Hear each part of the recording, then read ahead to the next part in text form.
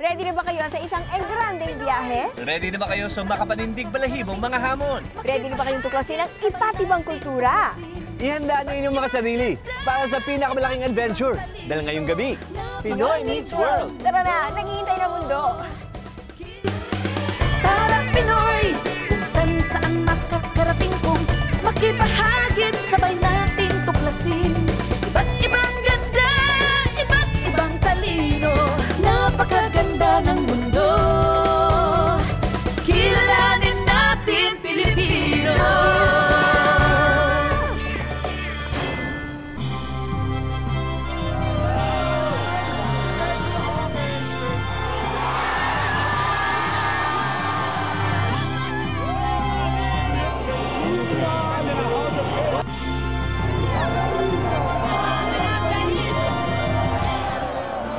Isang linggo, ipinakita namin sa inyo kung paano mag-celebrate ng engrande ang Germans.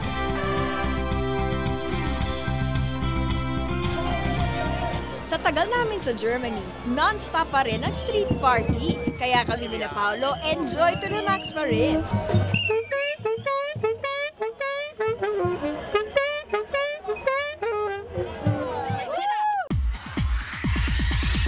First stop, ang capital ng Germany, Berlin. Siyempre partner, kung nasa Germany ka, dapat lang do what the Germans do. At yan ay ang commute sa train. Ayan na.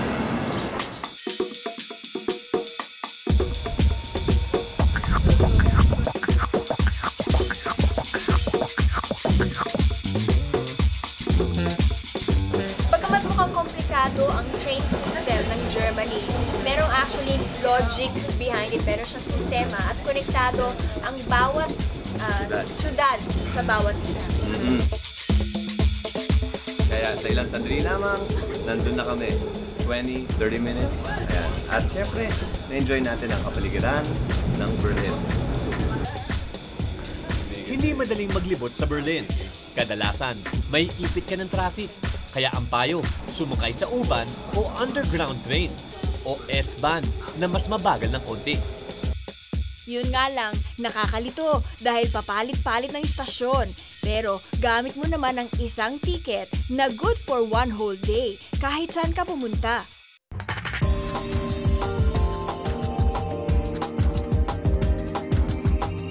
Itong newly renovated main station, ang Berlin Hauptbahnhof, na talaga namang makalaglag pa nga. Itong pinakamalaki at pinaka-high-tech na train station sa buong Europe. O ano, laban ka. Meron itong 4 na palapag at mahigit 15 rail tracks na sabay-sabay na makakahakot na mahigit 1,000,000 tao kada araw. Wow! Para siyang airport. Ito yung pinagmamalaki ng Berlin, ang kanilang main station. At kompleto. May bookstore, may drugstore. Wow.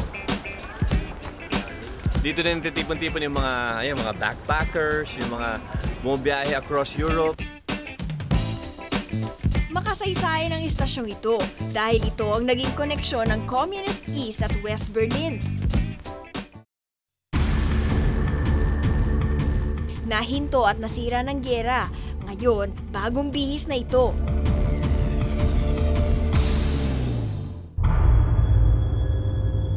Pero partner, alam mo bang may mga natatagong sikreto ang underground railways ng Germany?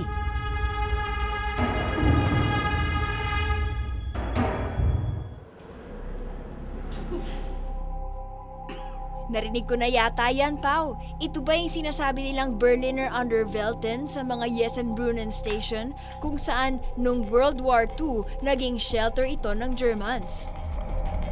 Correct. Parang Noah's Ark ba? Makikita ang ilang kagamitan ng mga taong tumira dito.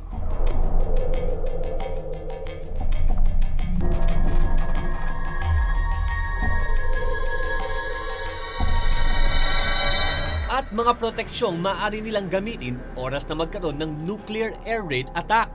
At eto pa, Kaya raw itong okupahan ng mahigit 3,000 tao. Sabi nga nila nung panahon ng gyera, may ghost train daw dito. Tren na sikretong bumabiyahe from West to East Germany. Takot naman ako. Biruin mo, araw-araw daan-daang tao ang dumaraan dito. Walang kamalay-malay sa heavy anti-aircraft guns na mga tauhan ni Hitler noong World War II. Nako, kailangan muna nating huminga, Paolo, at namnamin ang City of Berlin.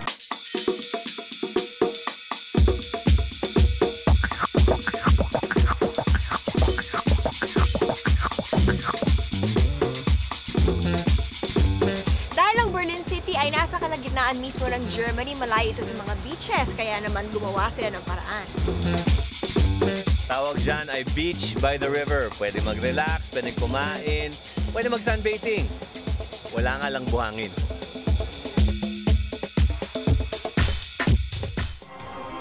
Malayo na nga ang nilakbay ng syudad na ito. Pero kita pa rin ang bakas na iniwan ng gera. Ang Kaiser Wilhelm Gedächtniskirche, isang malaking katedral na alay kay King Wilhelm. Pero nung gera, pinulbos ito ng Allied Forces. Ang putol na tore na lang ang orihinal na piece na natira.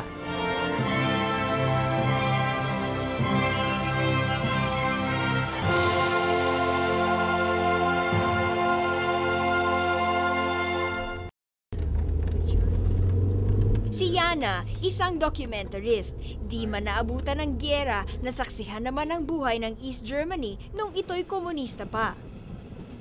My girlfriend and I, we went into a store and there you could buy sweets from the western part of Germany, but we don't had the money to buy that. And they kicked us out of the store because we couldn't buy that. But it smells like different. It smells different. Nang bumagsak ang Berlin Wall, separating East at West Germany noong 1989, 10 years old lang siya. Oh, my parents were so happy, and at the first time I wasn't sure what is going on here, but then we went to West Berlin and we saw all the stores, all the things to buy, and the best thing was now we were free to travel.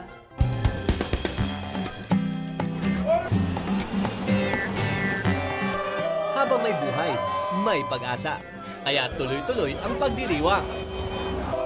Cheers!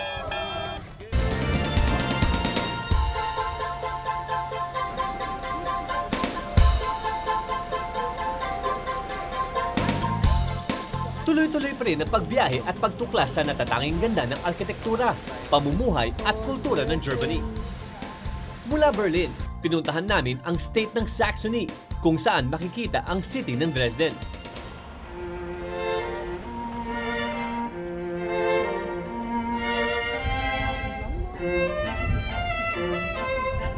Alam mo ba, Pao, noong 17th hanggang 18th century, naging bahagi ito ng Poland, and under the leadership of Elector Frederick, nakilala ito bilang sentro ng arts and culture ng Germany.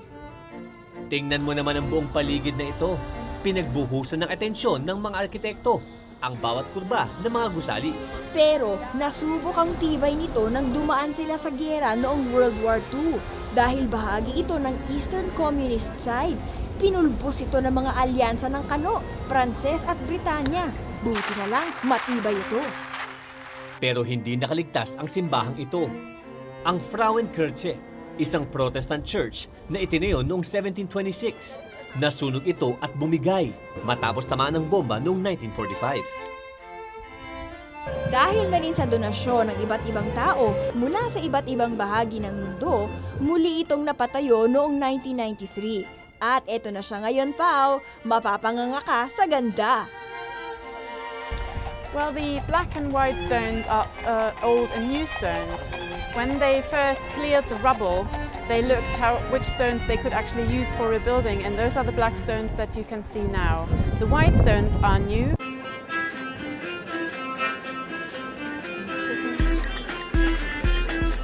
At mula Simula nung buksan ito ngayong taon, umabot na sa 1 milyong tao ang bumisita rito.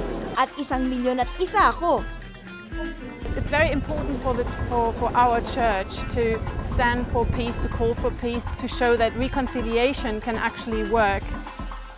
Napanatili man ang Dresden ang ganda niya, hindi naman ito nakaligtas sa pagsalanta ng umapaw na Elbe River. Binaha ito, at tulad sa ating halusing taas ng taong baha, itong opera house nga, nagmistulang swimming pool na. Pero ano pa man ang mangyari sa syudad na ito, bagyo man o gera, napatunayan nilang kaya nilang bumangon mula sa pagkakadapa. Haba, parang si Miriam sa Miss Universe. Tama ng pangasar mo, Paulo, dahil didiretso naman tayo sa beer capital ng bansa sa State of Bavaria, ang Munich. Tingnan ko nga ang galing mo sa tagayan. Bagong tagayan. Eto partner, eskwelahan ng mga tumador. May beer university pala dito. Because the industry or the brewing industry is in between quite large, worldwide of course too. And there's of course a need to research the beer and to produce more stable beer that can be exported to different countries. Pinatunayan ng Munich na hindi lang dapat na umiinom basta-basta. Kailangan din pag-aralan ang bawat timpla at sangkap. Mula sa sangkap nitong wheat, malt o grain man hanggang sa paghahalo ng kemikal at fermentation, sinusuri nila. Dito pa lang, nalalasing na ata ako. What makes a good beer? I think that's a very difficult question because everyone has his own taste and that there's a large variety of beers. So there's no best beer in the world, there are lots of best beers in the world for each person. At syempre, saan pa ba ang diretso ko?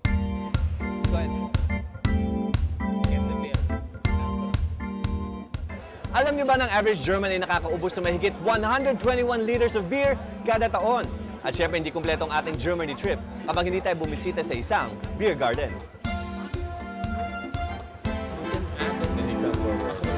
Ich will Bier trinken. Kulang-kulang 1 litrong beer nang nainom ko. Radler ang tawag dito. Ito yung pinaka-mild na beer nila. Pero parang nakakaramdam na akong konting... Saan galing to?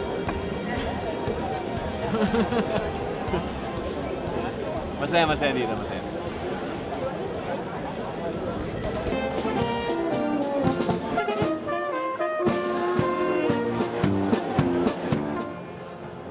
Oh, break muna sa tumaan ha. Time to relax. Dito sa music capital ng Europe. Balik tayo ng Berlin. Malaki ang naging impluwensya ng mga Alemanya pagdating sa musika. Mga magagaling na musikerong tulad ni Beethoven at Johann Sebastian Bach na hanggang ngayon ay buhay na buhay pa rin ang kanilang mga kanta sa buong mundo.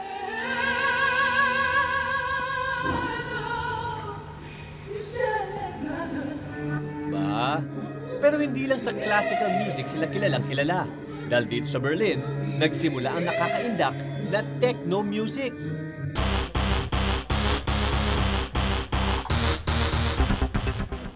Si Sasha, editor-in-chief ng isang sikat na magazine na Debug.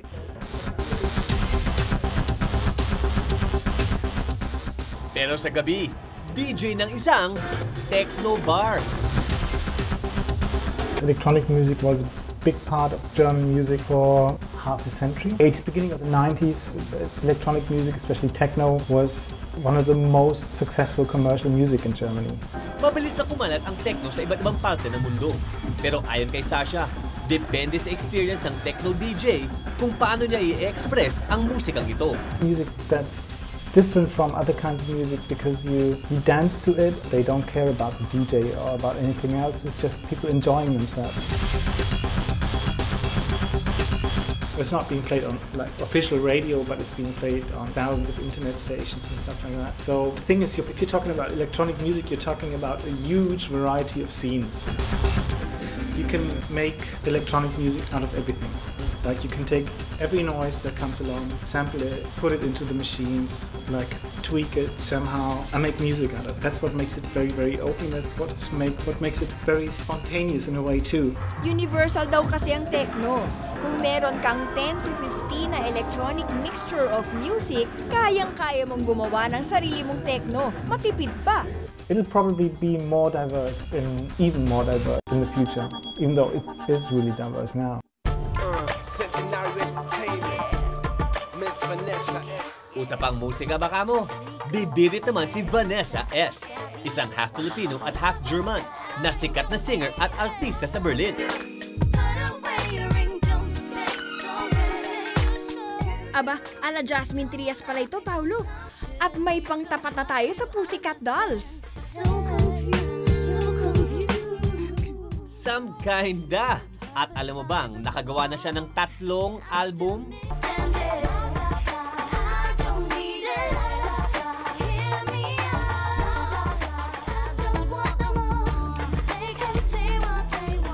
What's the type of music you Oh, I think it's kind of R&B pop. It's a mixture of it. I love hard beats from hip-hop, and I love some sounds from the J-Lo stuff, the cute dancing stuff, and yeah, soft vocals, and strong personality behind it, and much fun, party.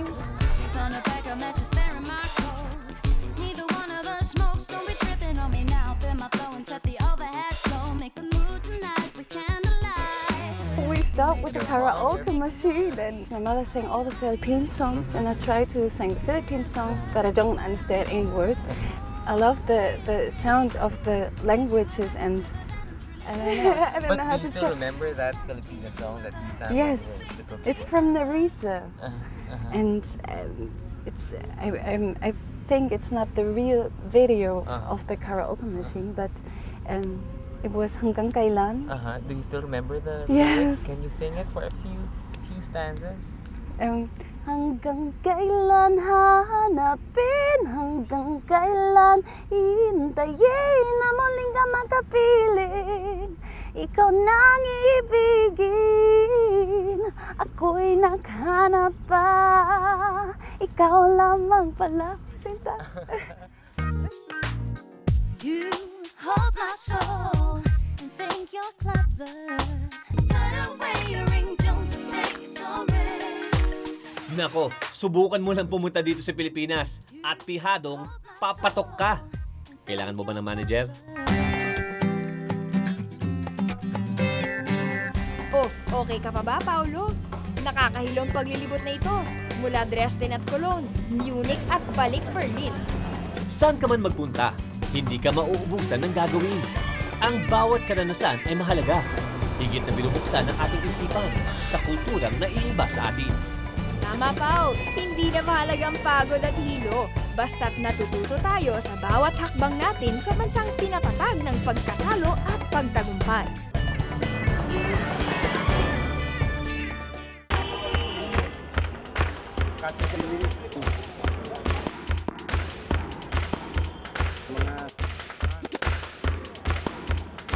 Tuloy-tuloy pa rin ang ligaya rito sa Cologne. Ang City of Cologne ay katabi ng Rhine River na naging saksi sa libo-libong taong kasaysayan ng syudad na ito.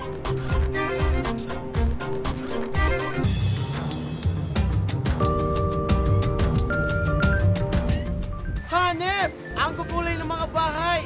Ito ang Fish Mart, dating bagsakan ng mga isda at daungan ng barko.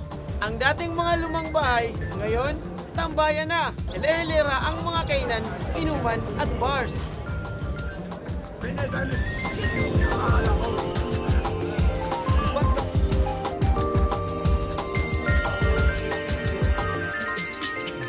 Madadaanan mo nga itong grandiosong Gross St. Martin na itinayo noong 11th century pa. Sa di kalayuan, nakita ko rin ang Rathaus o ang lumang City Hall. Eh kung ganito na lang kayo paggawa kong bahay.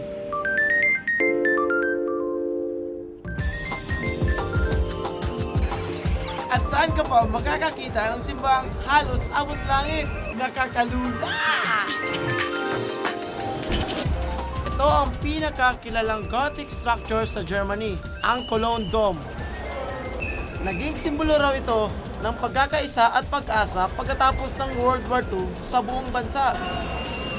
Pagpasok ko, feeling ko nasa isang eksena ako ng palasyo. Ang taas ng bubong, parang may anghel na biglang kumanta.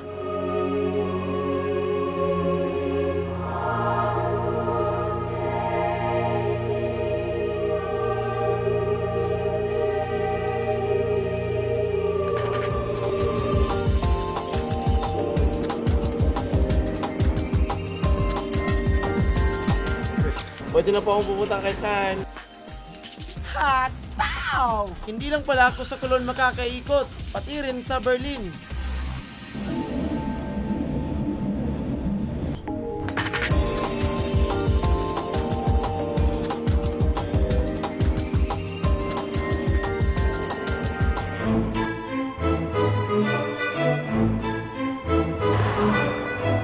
Ang museum na ito ay pinapakita ang buhay ng mga Hudyo. Ang mga sahig at pader na di pantay-pantay at dead-end corners ay simbolo ng trahedyang hinarap nila noong panahon ng giyera.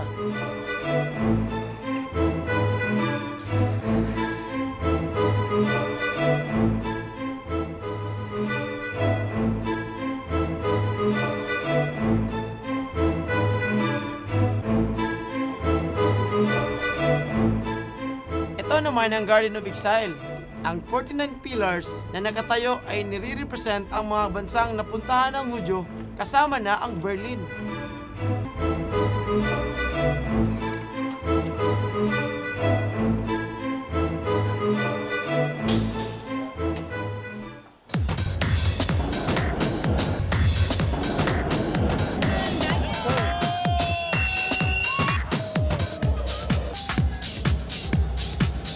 Dito ko ngayon sa Berlin. Saya po. Yun o, laki ng spikes. Lahat po ng coach ko. Ang laki ng spikes! Ito yung ginagamit namin! Woo! Ang makarating pa lang sa bansang ito ay goal na para sa akin. Kahit saan ako dalhin ng paglalaro ko ng football, nakahanda ako. At hindi titigil sa sports na ito. Isang araw, makakapasok din ako sa malaking stadium at ganito din kadami ang mga fans na hihiyaw sa akin, papalakpakan at wawagaywayan ng bandilang Pilipinas.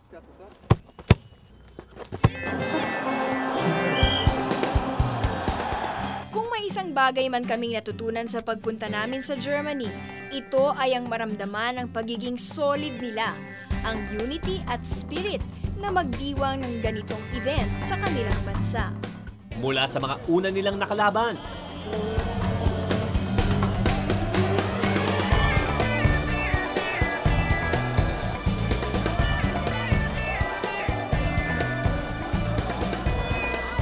Hanggang sa pagkakatalo nila sa mga Italyano, hindi nawala ang kanilang suporta at pag-asa.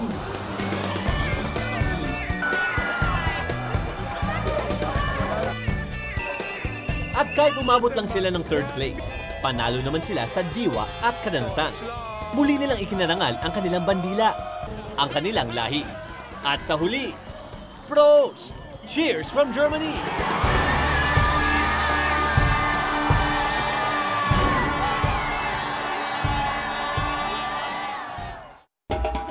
Pupunta ang Pinoy Meets World sa Palau. At congratulations kay Roel Malubay ng Cainta Rizal. Ikaw ang maswerteng isasama namin. O ano pang hinihintay mo? Mag-impake ka na! Sa iba pa naming viewers, don't lose hope. Sa susunod, baka kayo naman ang aming napili. O ano, bitin ba kayo? Huwag mag-alala, hindi pa tapos ang ating biyahe. Tuloy-tuloy pa rin ang ating pamamasyal at pagtuklas sa mundo. Hanggang sa susunod na linggo, ako po inyong kapuso, Paolo Bediones. Ako inyong kapuso, Miriam Kiambao.